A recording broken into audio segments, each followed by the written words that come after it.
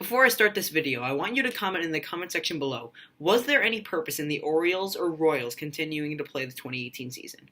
Hey guys, it's Zach from Extra Innings MLB here, and today I'm presenting the pros and cons of a game-changing idea that I thought of yesterday.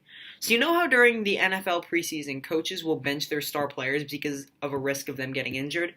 That's basically what I'm going to propose for the MLB, except the entire team is benched for the entire season. Odd, right? The examples I'm going to use today are the Baltimore Orioles and the Kansas City Royals. The Orioles had a record of 41 wins and 102 losses with 19 games to go as of September 11th when I'm writing this. The Royals have a record of 48 wins and 95 losses. The O's were 56.5 games out of first place with a 0% chance of making the postseason. Same for the Royals, who are actually only 32.5 games out of first place because the AL Central is trash. What if Buck Showalter and Ned Yost straight up were allowed to say, we're not going to play the last 19 games of the season? But I know you're thinking right now, why would they say that? Because if you're Showalter, not only do you run the risk of injuring future trade pieces like Trey Mancini, Adam Jones, Chris Davis, Dylan Bundy, Andrew Castro, and Michael Givens, but there's honestly no reason that they should be playing except to avoid getting the gold for worst team in the history of the MLB. If you're the Royals, by still playing the season, you risk injuring trade pieces like Jacob Junis, Alcides Escobar, Alex Gordon, Jorge Bonifacio, Whit Merrifield, and Salvador Perez. Besides, the only good team in the Central is the Indians, so why should you play in your division?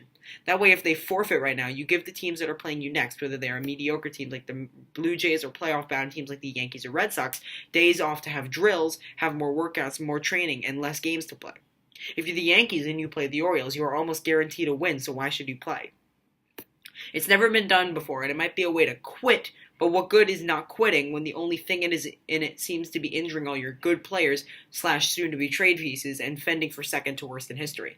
However, since this is a video explaining what would happen if a team could forfeit their season and not be advocating for that to happen, I have to give some potential downsides. A lot of these teams are crucial to team schedules, especially later on in the season when they hypothetically would call it quits.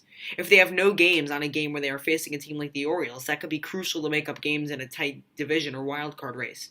Besides, even if Buck Showalter or Ned Yost decide to call the season on the first day of September, that month of closures for Kauffman Stadium and Camden Yards could be terrible for business because there would be no fans to buy concessions, to buy team souvenirs or purchase tickets. That could be seriously bad for business, but I don't know. I was just proposing an idea that is doubtful to work out or even come close to happening, hence the what if in the title.